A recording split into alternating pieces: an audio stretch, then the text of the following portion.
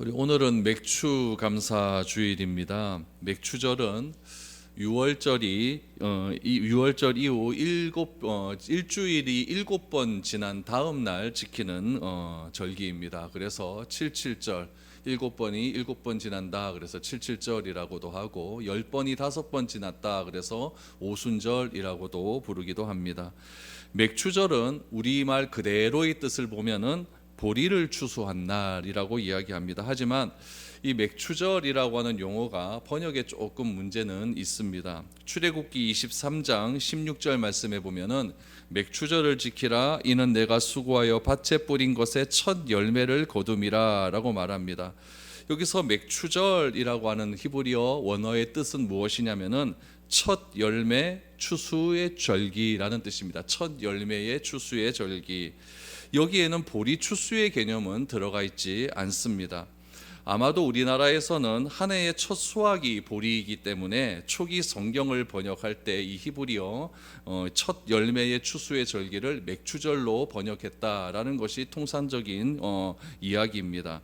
출애굽기 34장 22절 말씀에도 보면은 77절 곧 맥추의 초실절을 지키고 새말에는 수장절을 지키라라고 하는 말이 있는데 여기서 맥추의 초실절이라고 하지 않습니까? 원래의 의미는 밀의 초실절입니다. 원래 실제 이스라엘은 밀을 가장 먼저 추수를 하거든요. 그래서 이 성경은 원래 히브리어로 쓰여져 있고 이스라엘 문화 속에서 적혀 있기 때문에 밀의 첫 추수와 밀을 첫 추수한 다음에 드리는 절기가 맥추절이라고 이야기를 했습니다.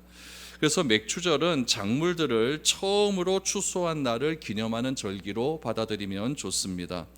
이 맥추 감사주일은요, 한국 교회만의 고유한 문화입니다. 다른 나라 교회가 맥추 감사주일을 지킨다는 말은 없습니다. 그런 의미에서 이 맥추 감사주일은요, 한 해의 절반을 지나면서 하나님께 감사하는 시간을 갖는 것은 매우 적절한 일이다라고 생각을 합니다. 그래서 한 해의 절반을 마무리하면서 맥추 감사주일을 지키고 한 해 전체를 마무리하면서 추수 감사주일을 지키는 것은 우리 신앙에 큰 도움이 된다라고 생각이 되어집니다. 맥추절에 관련된 거는 제가 주보에 자세하게 적어 놓았으니까 한번 참고하시고 오늘 맥추 감사주일을 맞이하여서 우리의 감사를 가로막고 있는 것이 무엇인지에 대해서 한번 생각을 해 보았으면 좋겠습니다. 우리가 감사하지 못하는 이유가 여러 가지가 있습니다. 그러나 그 중에 한 가지를 딱 뽑는다고 한다면 여러분 걱정, 염려, 불안 이런 것들이 많을 때 감사하지 못하게 됩니다. 누구에게나 염려는 있습니다. 저에게도 염려도 있고 여러분들에게도 모두에도 염려와 걱정은 다 있을 줄로 압니다. 인간이란 존재는 굉장히 불완전한 존재이기 때문에 늘 걱정하고 염려할 수밖에 없습니다. 우리의 삶에 걱정과 염려가 많아지게 되면 어떤 일이 발생하게 되느냐? 감사가 점점 사라지게 되는 일이 일어나게 됩니다. 그래서 우리가 이 염려와 걱정의 문제를 어떻게 극복하느냐에 따라서 우리의 감사의 농도가 굉장히 짙어질 수가 있습니다. 그래서 내 마음 가운데 내 삶 가운데 얼마만큼 감사의 삶을 살아갈 수 있느냐는 것은 반대로 이야기하면은 내 마음 가운데 염려와 걱정하는 것들이 얼마나 사라지게 되느냐 여기에 달려있다라고 해도 과언은 아닐 것입니다. 많은 사람들이 염려와 걱정을 가지고 살아간다면 주님을 믿는 그리스도인들은 그들과 구별된 삶을 살아라 라고 말하지 않습니까? 내가 하나님을 믿고 예수를 그리스도라고 믿고 있음에도 불구하고 그렇지 못한 사람들과 똑같이 염려와 걱정의 삶을 살아간다고 한다면 여러분 우리는 참다운 신앙의 길을 걸어가지 못하게 된다라는 이야기죠. 우리가 인간이기에 이 염려와 걱정, 이 불안에서 완전히 해방될 수는 없을 것입니다. 그러나 염려와 걱정에 매몰되어서 신앙의 참맛을 누리지 못하고 감사하지 못하며 늘 불안한 가운데 살아가게 된다면 여러분 우리의 신앙은 한 번쯤 되돌아보아야 될 그런 정필요성이 있다라는 이야기입니다. 그래서 여러분들과 오늘 한번 이 염려에 대해서 한번 이야기를 한번 해봤으면 좋겠습니다. 염려와 걱정의 본질은 어디서부터 출발되는 것인가? 이 근본적인 염려와 걱정에서 벗어날 것을 우리가 결단한다면 우리에게 어떠한 일들이 일어나게 되는가? 그럼 이 염려와 걱정을 벗어날 수 있는 방법은 무엇인가? 오늘 본문 말씀을 통해서 이러한 것들에 대한 해답을 한번 찾아보았으면 좋겠습니다. 먼저 25절 말씀을 한번 보시죠. 그러므로 내가 너희에게 이르노니 목숨을 위하여 무엇을 먹을까, 무엇을 마실까, 몸을 위하여 무엇을 입을까 염려하지 말라. 목숨이 음식보다 중하지 아니하며 몸이 의복보다 중하지 아니하냐라고 말합니다. 이 말씀에 대한 오해가 있습니다. 그 오해는 무엇이냐면은 예수님께서 우리가 먹고 마시고 입는 것에 대해서 중요하게 생각하지 않는다라고 하는 오해입니다. 예수님은 오늘 말씀을 통해서 의식주의 문제가 결코 중요하지 않다라고 말을 하지 않습니다. 여러분, 중요합니다. 의식주의 문제는 굉장히 중요한 문제이죠. 예수님의 말씀은 무엇이냐면은 우리가 의식주의 문제보다 중요한 것이 있다는 이야기죠. 그 중요한 것이 있는데 그것을 놓치기 때문에 항상 우리가 염려에 빠져 있다라고 이야기를 합니다. 우리가 중요하게 여기는 의식주의 문제보다 더 중요한 것이 있는데 그것은 오늘 25절 말씀에 보니까 목숨이다라고 이야기를 합니다. 다시 말하면 우리가 중요하게 생각하는 것의 우선순위를 놓치기 때문에 염려와 걱정의 삶에서 끊이지 않을 수밖에 없다라고 말을 하는 것이죠. 그러니까 진짜 중요한 것이 무엇인지 알게 된다면 의식주의 가치와 중요성도 알게 된다는 이야기죠. 예수님은 우리가 먹고 사는 문제에 굉장히 관심이 많습니다. 그러나 그것보다 중요한 것이 있다라는 것이죠. 우선순위의 문제입니다. 그것이 뭐라고요? 목숨이다라고 이야기합니다. 이 목숨이 중요한 것을 알게 되면 무엇의 가치도 아느냐? 의식주의 가치도 알게 된다라는 이야기죠. 근데 우리는 늘 반대를 생각하는 거예요. 의식주의 가치를 더 중요하게 여긴다는 거죠. 요거를 순서를 바꿔야 된다는 이야기입니다. 목숨이 가장 중요하게 되면은 뭐의 가치도 한다? 의식주의 가치도 알게 된다라는 이야기죠. 그럼 예수님께서 이 먹는 것을 중요하게 생각하지 않았느냐? 아닙니다. 예수님 먹는 것 굉장히 좋아하셨어요. 그래서 우리 바리새인들이 뭐라고 이야기하냐면 예수님은 먹는 것을 굉장히 좋아하는 식탐이 많은 사람이다라고 이렇게 말씀하실 정도로 예수님께서 굉장히 먹는 것을 즐기셨습니다. 또 예수님은 배가 고프셨을까요? 안 고프셨을까요? 고팠죠. 언제 가장 고팠을까요? 40일 금식하고 가장 고팠죠. 가장 배가 고팠을 때 사탄이 이렇게 이야기를 합니다. 누가복음 4장 3절 4절을 보시죠. 마귀가 이르되 내가 만일 하나님의 아들이거든 이 돌들에게 명하여 떡이 되게 하라.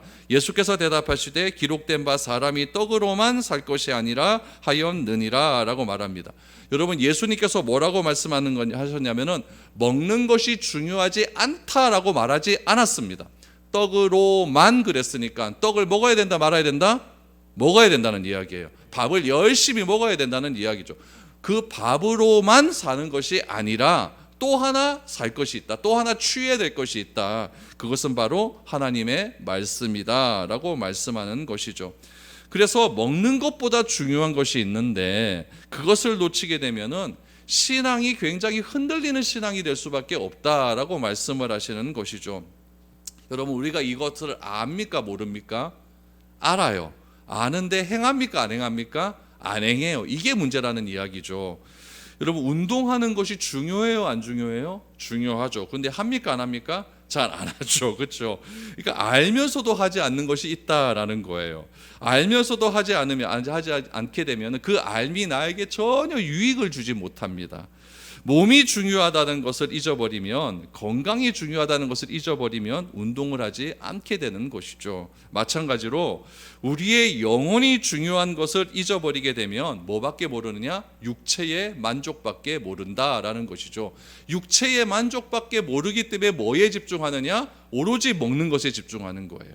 육체의 만족보다 더 중요한 것이 있다. 그것이 뭐예요? 영혼의 문제, 목숨의 문제라고 한다면 그것을 우리가 잘 귀하게 여기기 위해서는 하나님의 말씀 또한 우리가 중요하게 여길 수 있다라고 말씀을 하는 것이죠. 그래서 우리의 영혼이 중요한 것을 잊어버리게 되면 육체의 만족밖에 모르게 됩니다. 그러니 매일같이 막 얼굴 꾸미는 데만 시간을 다 허비하고 내 몸 고치고 몸에 뭘 걸칠까, 뭘 들고 다닐까, 거기에만 집중하고 살아가는 것 아니겠습니까? 그러니까 여러분, 몸도 중요하지만 몸보다 더 중요한 것이 있다. 그것은 뭐다? 영혼의 문제다라는 것을 우리가 기억해야 된다라는 이야기죠. 예수님은 우리에게 먹고 마시고 입는 것보다 훨씬 더 중요한 것이 있다라고 말씀을 합니다. 그것을 인정하지 않기에 늘 먹고 마시고 입는 것 때문에 염려와 걱정과 불안이 그치지 않는다라는 것이죠. 여러분 요즘 유튜브나 TV 보면은 이거 외에는 안 나옵니다. 먹는 것, 그리고 남의 사생활 엿보는 것, 이거 외에 뭐가 있습니까? 먹는 것도 요즘은 먹는 것을 어떻게 자랑하냐면은 많이 먹는 걸 자랑합니다. 저는 그렇게 많이 먹는 사람 처음 봤습니다. 라면을 어떻게 15개, 16개를 한 번에 먹습니까? 조그만 여자애들이요. 그런 것들을 보면서 우와 그러면서 나도 도전해볼까 그러다가 저 2개 먹고 포기했습니다. 그러니까 늘 언제나 우리가 보는 것들이 이런 것들만 보고 있으니까 우리의 관심이 뭐에 관심이 많느냐? 먹는 것에 그렇게 관심이 많아요. 어디 가면은 먹는 것보다는요 사진 찍기 바빠요. 그래서 저도 우리 식구끼리 밥 먹으러 갔다가 뭐 그냥 먹게 되면 난리 납니다. 찍어야 돼요 먼저. 찍고 먹어야 돼요. 찍고 자랑하고 싶은 거죠. 그러니까 먹는 것에 그렇게 관심이 많은 거예요. 그러나 의식주의 문제보다 더 중요한 것이 있는데 의식주의 문제만 가지고 염려와 걱정하는 삶을 절대 살지 말아라 라고 이야기하는 거죠. 인간에게는요 늘 불안함이 존재합니다. 불안이 존재하는 이유는 뭘까요? 무엇인가 부족할 때 불안이 존재하게 됩니다. 그래서 그 부족함에서 해결받기 위하여 어떻게 하느냐? 더 많이 쌓으려고 합니다. 더 많이 가지려고 하죠.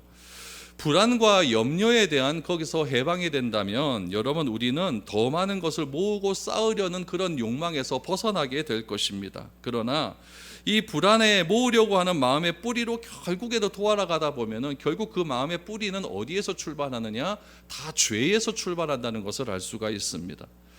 아담과 하와가 에덴에서 얼마나 잘 살았습니까? 하나님과의 관계 속에서 풍족하게 살았죠. 풍족하게 사니까 뭐가 없어요? 불안이 없는 거예요. 풍족하게 사니까 염려와 걱정이 없이 그렇게 살게 되는 것이죠. 그런데 그 가운데 뭐가 들어오게 됩니까? 죄가 들어와요. 죄가 들어온 후에 하나님과의 관계가 단절되니까 부족함을 느끼기 시작합니다. 불안함을 느끼기 시작해요. 그래서 하나님이 불러도 하나님에 대한 반응을 하지 않고 결국 그 하나님과의 관계가 깨어짐을 통하여서 아담과 하와는 에덴에서 쫓겨나게 됩니다. 쫓겨나온 이후에 일어난 첫 번째 사건이 뭔지 압니까? 살인 사건이 일어나요. 그 다음에 어떤 사건이 일어나냐? 애녹성을 건축하기 시작을 합니다. 여러분 성이라는 것은 집이 있고 그 주변에 뭐가 있다는 이야기예요? 담이 있다는 이야기예요. 성은 항상 담이 존재하거든요. 담을 왜 쌓을까요? 안전을 지키기 위해서 쌓는 거예요. 그러다가 창세기 11장에 보니까 뭘 쌓냐면은 바벨탑을 쌓기 시작하는데 바벨탑을 끝없이 높이 쌓으려고 합니다. 왜 쌓으려고 할까요? 나의 안전을 확보하고 내가 소유한 것을 내 스스로 지키고자 하는 교만으로 바벨탑을 쌓기 시작을 하는 것이죠. 하나님께서는 인간이 높이 쌓아서 나를 드러내고 하고 나의 안전을 스스로 지키려고 했던 그 사람들을 흩어버리셨습니다.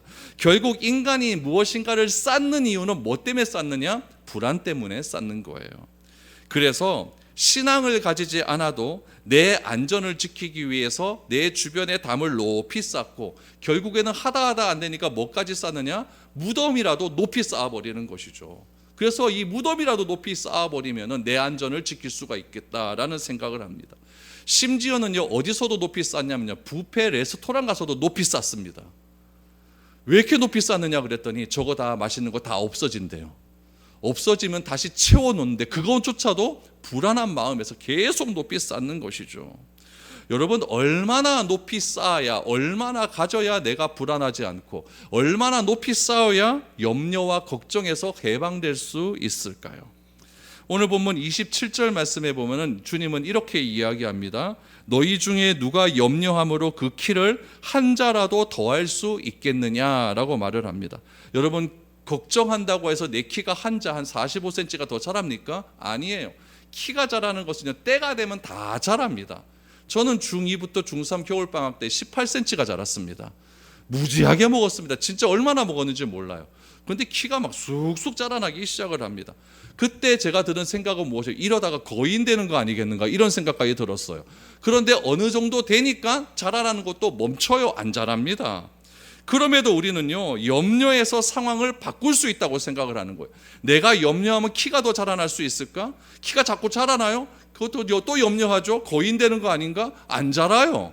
그러니까 염려함을 통하여서 이 상황이 바뀔 수 있다라고 생각을 하지만 염려 때문에 상황과 배경이 바뀌는 일은 절대 일어나지 않는다라는 이야기죠.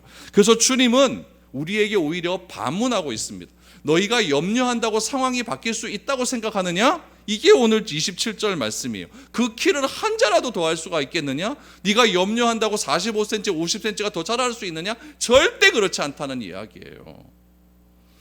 그러니까 염려와 걱정과 불안은요, 일어나지 않는 일, 미래에 대한 부정적인 생각입니다.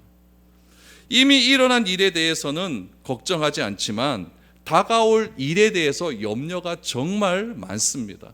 우리가 비행기 타러 공항에 가지 않습니까? 공항에 가면서 항상 걱정하는 게 무엇입니까? 내가 늦게 가서 비행기 놔두고 떠나가면 어떡하겠는가? 그 염려함이 얼마나 큰지 몰라요. 그러나 여러분, 어지간해서는 나 사람 없으면요, 비행기 잘 뜨지 않습니다. 기다려줍니다. 그리고 나서 내가 타면은 염려하면서 해방이 되는 것이죠. 그러니까 염려는요, 우리를 더 나쁜 상황으로 이끌어 수가 있고, 이 염려는요, 내 주변 상황에게 전염되는 바이러스와 같은 그런 것이라는 이야기예요. 이처럼 우리가 염려하면서 벗어나지 못하고 주님께서 염려한다고 너희가 뭐 어떻게 될 줄 아느냐? 절대 그렇지 않다라고 이야기를 했더니 사람들이 이해를 합니까? 못합니까? 안 해요, 안 해요. 삶 가운데 늘 언제나 염려와 불안 가운데 살아가다 보니까 주님께서 염려하지 말아라 라고 해도 이해를 못하는 거예요. 그래서 예수님께서 예를 들어서 설명하죠. 그 예가 무엇이냐? 26절에 나옵니다. 공중의 새를 보라. 심지도 않고 거두지도 않고 창고에 모아 들이지도 아니하되 너희 하늘 아버지께서 기르시나니 너희는 이것들보다 귀하지 아니하냐라고 말을 합니다. 예수님께서 막 말씀하시고 계시는 그 갈릴리 호숫가, 거기에 갑자기 하늘에서 새들이 막 날아다니기 시작을 합니다. 그때 예수님께서 새를 보라라고 이야기를 하죠. 하늘의 새는 여러분 씨앗을 뿌립니까? 새가 씨앗 뿌린다는 얘기는 전 듣도 보지도 못했습니다. 씨앗은 누가 뿌립니까? 사람이 뿌리죠. 하늘의 새는 씨앗을 뿌리지도 않고 먹는 것을 저장하기 위해서 새들이 창고 만들어서 자기의 먹을 것을 저장하지도 않는다라고 말을 하죠. 이 질문하신 의도는 무엇일까요? 왜 예수님께서 하늘의 새를 보면서 하늘의 새가 씨 뿌리느냐? 하늘의 새가 먹을 거 걱정하든 하늘의 새가 뭐 먹을 거 걱정해서 창고를 지어놓고 거기다 쌓아두든 이 말씀하신 의도는 무엇일까요? 인간도 하나님이 창조하신 피조물이고 새도 하나님이 창조하신 피조물입니다. 피조물에게는요, 하나님이 똑같이 내려주시는 은혜가 있어요. 그 은혜를 무엇이라고 하냐면 일반 은혜라고 해요. 일반적인 은혜, 다른 말로 일반 은총이라고 이야기합니다. 똑같이 내려주신다는 거예요. 여러분, 북한에는 비 안 내리고 남한에만 비 내립니까? 아니에요. 하나님께서 똑같이 비를 똑같이 내려주신다는 이야기예요. 이 말은 무엇이냐면은 하나님께서는 피조물을 다 보호하고 계신다는 이야기예요. 하나님께서는 피조물을 다 통치하고 계신다는 이야기예요. 하나님께서 창조하시고 창조하신 그 피조물들을 하나님께서 보호하시고 보호해 주신다고 하는 그 믿음이 있다고 한다면 우리가 의식주 때문에 염려할 일이 뭐가 있겠느냐라고 말씀하고 있는 것이죠. 그러므로 우리가 먹고 마시는 것이 주는 염려와 걱정과 불안에서 벗어날 수 있는 방법은 무엇이냐? 하나님을 제대로 알아야 된다는 이야기예요. 하나님을 바로 믿는 그 믿음이 있을 때 우리 가운데 염려와 불안에서 벗어날 수 있는 것이지, 하나님이 어떤 분이신지 바로 알지도 못하고 바로 믿지도 못하기에 자꾸 먹고 마시는 것 갖고 너희가 걱정하는 것 아니겠느냐라고 말씀하고 있습니다. 또 하나 이야기예요. 28절 29절을 보시죠. 또 너희가 어찌 의복을 위하여 염려하느냐? 들의 백합화가 어떻게 자라는가 생각하여 보라.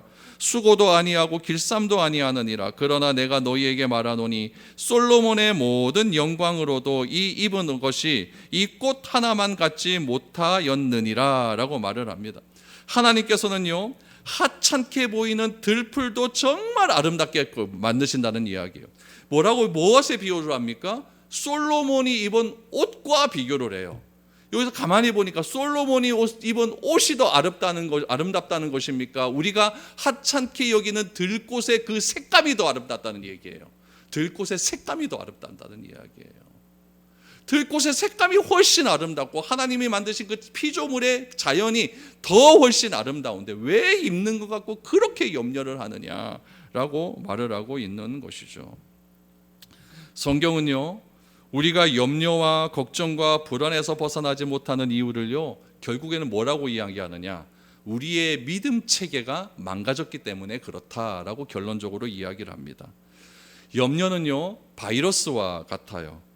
염려라는 바이러스는 우리 안에 있는 믿음이라고 하는 근본적인 신학을 완전히 흔들어 버립니다. 여러분, 믿음은 무엇이죠? 믿음은 일어나지 않는 일에 대한 긍정적인 사고예요. 그러면 염려는 무엇입니까? 일어나지 않는 일에 대한 부정적인 사고예요. 이것이 믿음과 염려의 차이입니다. 염려가 습관이 되면 나는 염려하는 사람이 되고 맙니다. 염려는 여러분 습관입니다. 그러므로 내가 염려하지 않겠다고 결단해야 되고 멈춰야 합니다. 그것이 바로 믿음입니다. 그런 의미에서 과거에 내가 주님을 알기 전에는 모든 일에 염려와 걱정과 불안의 삶을 살았다고 한다면 내가 이제 주님을 믿고 난 이후 믿게 된 이후의 삶은 염려와 걱정과 불안의 삶에서 벗어나는 것이 참된 신앙인의 삶이라는 것을 우리에게 말씀해 주시고 있는 것이죠. 그래서 하나님의 말씀을 통하여서 이 염려와 걱정과 불안이 주는 어둠의 터널을 뚫어버리고 새로운 믿음 체계로 바뀌어져 가는 것이 신앙인의 본질적인 삶이라는 것을 예수님은 오늘 이 말씀을 통해서 우리에게 말씀하고 있는 것이죠. 이런 배경에서 여러분, 무엇을 입을까, 무엇을 먹을까, 무엇을 마실까를 가지고 염려하는 것은 주님을 알지 못했을 때의 삶이라고 한다면, 내가 하나님을 믿고 하나님의 자녀가 되었음에도 불구하고 아직도 염려와 걱정과 불안 속에서 아무것도 하지 못하는 그런 나의 삶이 발견된다면 여러분, 우리의 믿음 체계를 다시 한번 점검하셔야 됩니다. 컴퓨터도요, 여러분, 바이러스가 하나 투입을 하면은요, 약을 주거든요. 그 약이 V3라고 하는 약이에요. 그 약이 딱 들어가면요, 컴퓨터의 바이러스가 싹 사라지게 됩니다. 마찬가지로 우리의 믿음 체계 안에 염려라고 하는 바이러스가 들어오게 되면은 여러분, 우리 믿음이 흔들흔들거리기 시작을 합니다. 그때 우리가 취해야 되는 약이 있다는 이야기예요. 오늘 그 약을요, 여러분들에게 3가지 약을 소개해 드리려고 합니다. 이 3가지 약을 잘 복용하세요. 잘 복용하세요. 이번에 병원에 제가 어저께 한번 가봤더니 할머니, 할아버지들이 병원에 많이 오시더라고요. 오시는데 자식들이 와갖고 다 말하는 게 뭔지 압니까? 어머니요, 내 말 좀 들어있어. 왜 그렇게 약을 안 먹노? 하나같이 다 그 얘기를 해요. 그러니까 여러분들도 제가 약을 먹으라고 하시면은 약을 제때제때 잘 먹어야 이 염려와 걱정과 불안이라고 하는 병에서 고쳐나갈 수가 있는 거예요. 오늘 제가 3가지 약 드립니다. 처방해 드릴 테니까 잘 드시기를 바랍니다. 첫 번째, 하나님 말씀에 대한 믿음이 커져야 됩니다. 뭐가 커져야 된다고요? 말씀에 대한 믿음이 커져야 됩니다. 오늘 30절에서 32절을 보시죠. 오늘 있다가 내일 아궁이에 던지는 들풀도 하나님이 이렇게 입히시거든 하물며 너희일까 보냐. 믿음이 작은 자들아. 그러므로 염려하여 이르기를 무엇을 먹을까, 무엇을 마실까, 무엇을 입을까 하지 말라. 이는 다 이방인들이 구하는 것이라. 너희 하늘 아버지께서 이 모든 것이 너희에게 있어야 할 줄을 아시느니라 라고 말을 합니다. 여러분, 예수님께서 믿음에 대해서 이야기하는데 무엇을 믿으라고 이야기하냐면은 하나님은 우리의 걱정하는 모든 것을 아시고 계신다. 이것에 대한 믿음을 가지라라고 말을 하고 있습니다. 그래서 이 믿음이 없는 자들을 향하여 뭐라고 하나님께서 책망하시냐면은 30절에 보니까 믿음이 작은 자들아라고 이야기를 해요. 그러니까 하나님의 말씀이라는 것은 나에게 다가오지 않으면, 하나님의 말씀이 나에게 다가오지 않으면 절대로 여러분 믿음이 자라날 수가 없습니다. 믿음은 여러분 감정으로 자라나는 게 아니에요. 내가 뭐 하나 갑자기 팍 와가지고 뭐 가슴이 울렁울렁해서 눈물이 찔끔찔끔 났다. 여러분, 이것으로 믿음이 그때 조금 뭐 할 수는 있지만 그것이 지속되지 않습니다. 내 믿음이 지속되고 내 믿음이 영원토록 보존될 수 있는 방법은 딱 한 가지밖에 없어요. 하나님의 말씀이 나에게 들어와야 됩니다. 이거 외에는 전혀 없습니다. 그래서 예수님께서는 오병이 사람들이 수많은 사람들이 모여 있는 그 갈릴리 호수 앞에서 이렇게 말씀하고 계는 거죠. 이 믿음이 작은 자들아, 저 들가에 있는 모든 풀도 하나님이 다 지키시고 보호하셨는데 하물며 너희일까 보냐, 하물며 너희일까 보냐. 하나님은 너희의 모든 것을 알고 계신다라고 말씀하죠. 그 믿음을 어떻게 자라나게 할 수가 있을까요? 로마서 10장 17절입니다. 그러므로 믿음은 들음에서 나며 들음은 그리스도의 말씀으로 말미암느니라. 아멘. 여러분, 이건 뭐냐면요, 이 성경 말씀을 여러분들이 목소리 높여 읽으시기 바랍니다. 내가 말하는 것을 내가 들어야 돼요. 내가 말하는 것을 내가 듣게 되면은 그 들음을 통하여서 뭐가 자란다? 믿음이 자란다라고 이해해요. 이건 내 말이 아니고 하나님 말씀입니다. 그래서 내가 자꾸 믿음 체계가 자꾸 흔들리는 것 같고, 내가 자꾸 염려와 불안이 많아지고 자꾸 비교하는 마음이 많아져서 내가 이렇게 살아서 뭐 하겠노, 이런 생각이 자꾸 들기 시작하면은 내 믿음 체계가 완전히 바이러스로 감염됐구나. 그때 취할 수 있는 방법이 뭐다? 하나님의 말씀을 들고 읽으십시오. 읽으셔서 내가 하는 말을 자꾸 내가 들을 수 있도록 그렇게 만드는 것이 중요하다라는 거죠. 그럼 그 말씀의 개념은 뭐냐? 말씀이 도대체 뭐길래 그런 능력이 있느냐?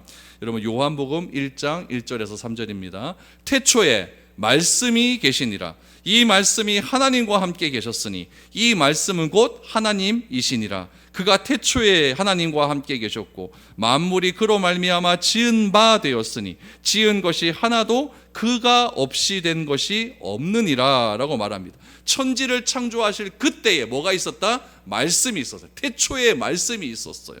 그 말씀이 누구와 함께 계셨다? 하나님과 함께 계셨습니다. 그 말씀이 누구라고 합니까? 하나님이다 말해요. 이 말씀을 통하여 세상이 다 창조되었다라고 선언하고 있는 것이죠. 세상을 창조하신 말씀이 내 안에 들어오게 되면 죄로 물들었던 내 사고 체계를 완전히 새롭게 만들어버리는 거예요. 그런 삶을 바울은 뭐라고 얘기하냐? 이제는 너희는 새로운 피조물이 되었다라고 말을 하죠. 죄가 들어오기 전에 에덴에 살았을 때 모든 자연을 피조물이라고 그랬어요. 근데 그 피조물이 망가졌습니다. 뭐 때문에? 죄 때문에 망가졌어요. 그런데 죄 때문에 망가진 우리 인간에게 하나님이 새로운 말씀을 주시는 거예요. 하나님을 우리에게 주셨어요. 그 하나님이 나에게 새롭게 들어오게 되니 내가 새로운 피조물이 되어버린 것이죠. 새로운 피조물이 돼요. 여러분, 아담과 하와가 죄가 들어오기 전에 하나님과의 관계 속에서 풍족하게 불안과 염려와 걱정 근심 없이 그렇게 풍족하게 살았다고 말하지 않습니까? 우리도 마찬가지예요. 우리도 새로운 피조물이 된 우리의 능력이 되면, 우리의 은혜가 넘치게 되면은 새로운 피조물로서 걱정과 염려 없이 부족함 없이 살아갈 수 있게 된다라고 말씀을 하고 되는 것이죠. 그래서 내 경험과 내 사고의 테두리 안에서 살았던 삶의 태도가 이제는 말씀을 따라서 삶을 변하게 되는, 하나님을 바로 알게 되는 그런 태도로 바뀌어져 버리게 됩니다. 이게 새로운 피조물의 삶이에요. 하나님을 향하여 나의 태도가 변화되는 것을 뭐라고 했죠? 믿음이라고 하지 않았습니까? 그럴 때 우리는요, 염려와 걱정과 불안에서 자유할 수가 있는 거죠. 여러분, 염려도 생각이에요. 생각이 많아지면 절대로 염려에서 벗어날 수가 없습니다. 여러분, 생각을 믿음으로 바꾸십시오. 사고를 신념으로 바꾸십시오. 신념을 신앙으로 변화시키십시오. 그럴 때 우리가 염려와 걱정과 불안에서 자유할 수 있는 겁니다. 하나님의 말씀에 대한 믿음을 더욱더 키워갈 수 있기를 바랍니다. 첫 번째 약입니다. 첫 번째 약. 두 번째 약, 하나님과의 바른 관계를 유지해야 된다. 하나님과의 바른 관계. 33절 말씀입니다. 그런즉 너희는 먼저 그의 나라와 그의 의를 구하라. 그리하면 이 모든 것을 너희에게 더하시리라. 여러분, 이것을 반대로 보시면 됩니다. 반대로 보시면 왜 나에게 염려가 많은가? 결론이 딱 나오게 돼요. 먼저 그의 나라와 그의 의란 무엇인가? 하나님과의 바른 관계입니다. 거꾸로 얘기하면 얘기하죠. 염려하는 이유는 무엇인가? 하나님과의 바른 관계를 추구하지 않기 때문이다라는 거예요. 하나님과 바른 관계를 추구하는 방법은 무엇이냐면은 모든 일에 있어서 하나님의 나라와 그의 의를 구하라는 거예요. 그런데 자꾸 하나님과의 관계를 깨어져 버리는 그런 관계를 내가 추구하고 있어요. 그게 뭐냐면 내 나라와 내 의만 추구하는 거예요. 그럼 내 나라가 뭘까요? 내 나라가 내가 원하는 것을 다 소유할 수 있는 것이 내 나라예요. 내 의가 뭘까요? 내가 생각하는 것이 다 맞다고 하는 것이 내 의입니다. 사탄이 아담과 하와이에 와서 가장 먼저 유혹했던 것이 무엇이냐면은 네가 이 열매를 먹으면 하나님과 같이 되리라라는 거예요. 하나님과 같이 되리라. 하나님과 같이 된다라는 얘기는 절대적인 기준은 하나님밖에 없어요. 근데 우리의 생각과 내가 하는 판단도 하나님과 똑같이 된다라는 이야기예요. 여러분, 요즘 우리가 살아가는 시대 속에서 내 생각만 맞다고 하는 사람이 얼마나 많이 있습니까? 내 말이 진리라고 말하는 사람이 얼마나 많이 있습니까? 고집도 그런 고집이 없어요. 그런 고집이 없어요.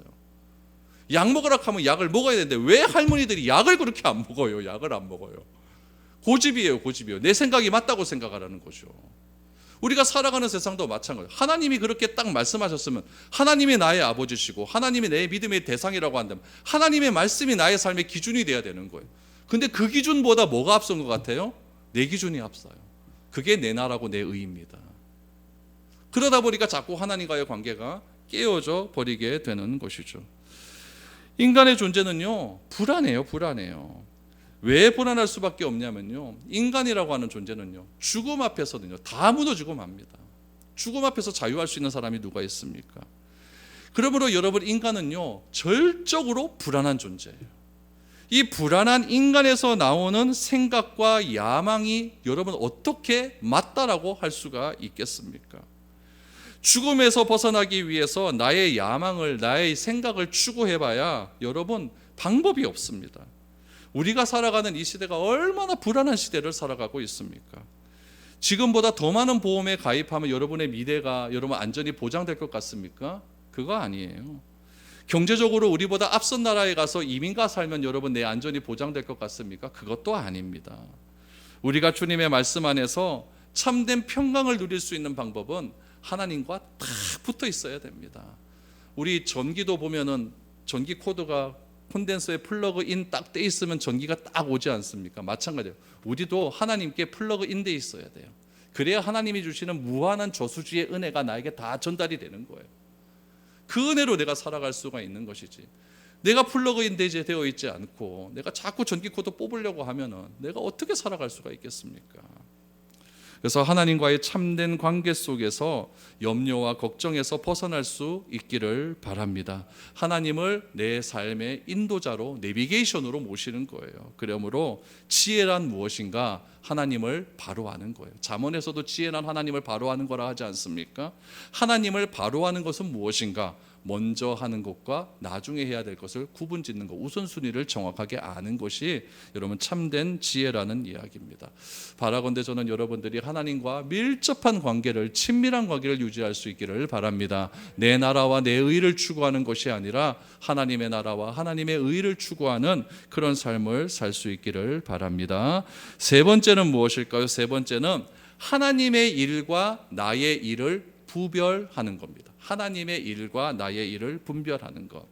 34절을 보시죠. 그러므로 내일 일을 위하여 염려하지 말라. 내일 일은 내일 염려할 것이요 한날의 괴로움은 그날의 족하니라 라고 말합니다. 여러분, 주님께서는 내일 일은 염려하지 말라라고 이야기합니다. 왜냐하면 내일 일은 내일이 아니라 하나님의 일이기 때문에 그렇습니다. 여러분, 인간이라고 하는 존재는요, 시간에서 자유할 수가 없어요. 항상 시간에 얽매이며 살아가게 됩니다. 그러나 하나님은 시간을 초월하시는 분이잖아요. 그래서 처음도 없고 끝도 없고 영원하다는 것을, 시간을 초월했다는 이야기예요. 근데 인간이라고 하는 존재는 태어난 날이 있으면은 죽을 날도 있죠. 시간에 얽매여 살아요. 역사 속에 얽매여 사는 거예요. 그래서 내일 일은 너희가 염려할 것이 없다. 왜냐? 내일은 내가 올지 안 올지도 몰라요. 여러분, 지금 예배 마치고 죽으면 어떻게 됩니까? 내일 안 오는 거 아닙니까? 그렇죠? 내일도 하나님이 허락해 주셔야 내가 내일이라는 거 하는 그 시간적인 개념이 있는 것이지, 하나님이 허락해 주지 않는 내일이 무슨 의미가 있겠습니까? 그래서 내일은 너희의 소관이 아니라는 얘기예요. 내일은 너희의 소관이 아니다. 그러므로 우리가 해야 할 것은 현재의 삶에 최선을 다하는 일이에요. 내일 어떤 일이 일어날지 모르는데 왜 미리 걱정합니까? 왜 미리 걱정합니까? 걱정하는 시간에 우리가 해야 할 것은 무엇이다? 오늘 현재의 삶에 최선을 다하면 됩니다. 수능 준비하는 사람이 여러분, 수능 내가 의회번호 그거 걱정할 시간에 오늘 공부하면 되죠. 공부 열심히 하는 애들은 시험이 즐겁다니까요. 그런데 공부 안 하는 애들이 시험이 힘들어요. 그래서 걱정이 그대로 그려내도 사라지지 않는다. 이 세 개의 약을 먹었는데도 그래도 사라지지 않는다. 그러면 더 강력한 진통제를 하나 줘야 될 것 아니겠습니까? 그 진통제 하나 드리겠습니다. 이 진통제를 딱 맛보시고 계속 읽으세요. 마태복음 11장 28절에서 30절입니다. 같이 읽읍시다. 시작. 수고하고 무거운 짐진 자들아 다 내게로 오라. 내가 너희를 쉬게 하리라. 나는 마음이 온유하고 겸손하니 나의 멍에를 메고 내게 배우라. 그리하면 너희 마음이 쉼을 얻으리니 이는 내 멍에는 쉽고 내 짐은 가벼움이라 하시니라. 아멘. 염려와 걱정과 불안은 내 삶의 가장 무거운 짐입니다. 이 짐을 내려놔야 쉼을 얻을 수 있는 거예요. 오늘 겪는 괴로움만으로도 충분하지 않기에 내일의 짐까지 미련이 짊어지지 않기를 바랍니다. 진정한 기쁨과 평안은요, 상황이 아니라 하나님으로부터 출발이 됩니다. 바울은요, 감옥에 갇힌 어려운 상황 속에서도 항상 기뻐할 것을 강조했어요. 빌립보서 4장 4절에 보니까 주 안에서 항상 기뻐하라. 내가 다시 말하노니 기뻐하라. 바울은 감옥 안에서 빼앗길 수 없는 기쁨이 있었습니다. 감옥에 들어가면 염려해야 되는 것이 맞는 것 같지만 바울은 상황 때문에 기쁨이 오지 않는 것을 분명하게 알고 있었습니다. 하박국 선지자는 이렇게 이야기합니다. 하박국 3장 17절 18절에 보니까 비록 무화과 나무가 무성하지 못하며 포도나무에 열매가 없으며 감람나무에 소출이 없으며 밭에 먹을 것이 없으며 우리의 양이 없으며 외양간에 소가 없을지라도 나는 여호와로 말미암아 즐거워하며 나의 구원의 하나님으로 말미암아 기뻐하리로다 라고 말합니다. 바벨론이 이스라엘을 침략하면 나라가 어떻게 될지 하박국 선지자는 너무나 잘 알고 있었습니다. 그래서 하박국은요, 하나님께 따지기 시작합니다. 이스라엘이 잘못한 거 알긴 알겠는데 왜 때리는 사람을 이방인의 손에 때리느냐, 차라리 하나님이 때리십시오 라고 이야기를 하는 거죠. 그러나 하나님의 심판을 통해서 이스라엘을 구원하신다라고 하는 그 메시지를 탁 듣고 하박국 선지자가 마음이 확 바뀌어버리기 시작합니다. 여러분, 무화과 나무 잎이 마르고 포도나무에 열매가 없고 감람나무에 소출이 없고 밭에 먹을 것도 없고 우리의 양이 없고 외양간에 소가 없다는 건 전쟁이 일어났다는 이야기예요. 경제 상황이 완전히 파탄된다는 얘기죠. 그러할지라도 나는 여호와로 말미암아 즐거워하며 나의 구원의 하나님으로 말미암아 기뻐하리로다. 상황 때문에 이 하박국의 마음 가운데 염려와 걱정이 없어진 게 아니에요. 여호와로 말미암아 없어지게 된 것이죠. 저는 맥주 감사주의를 맞이하여서요, 환경과 상황으로 인해 내 감정선이 흔들리지 않기를 바랍니다. 하나님을 추구하는 삶을 살아가다 보면, 하나님이 주신 삶으로 살아가다 보면 내가 필요한 것을 나도 모르는 사이에 하나님께서 채워주시는 경험을 나도 모르게 경험하게 될 때가 올 것입니다. 왜 그럴까요? 하나님이 나의 필요한 모든 것을 아시기 때문에 그렇습니다. 그래서 내가 원하는 때에 성취되지 않는다고, 내가 원하는 것이 이루어지지 않는다고 여러분 불평불만하고 염려하지 마시고, 우리는 구원의 하나님으로 말미암아 기뻐하며 감사할 수 있는 그런 우리가 될 수 있었으면 좋겠습니다. 이번 한 주간 염려 없이 사시다가 다음 주일 기쁜 마음으로 다시 만나 뵐 수 있기를 축복드립니다. 우리 찬양하겠습니다.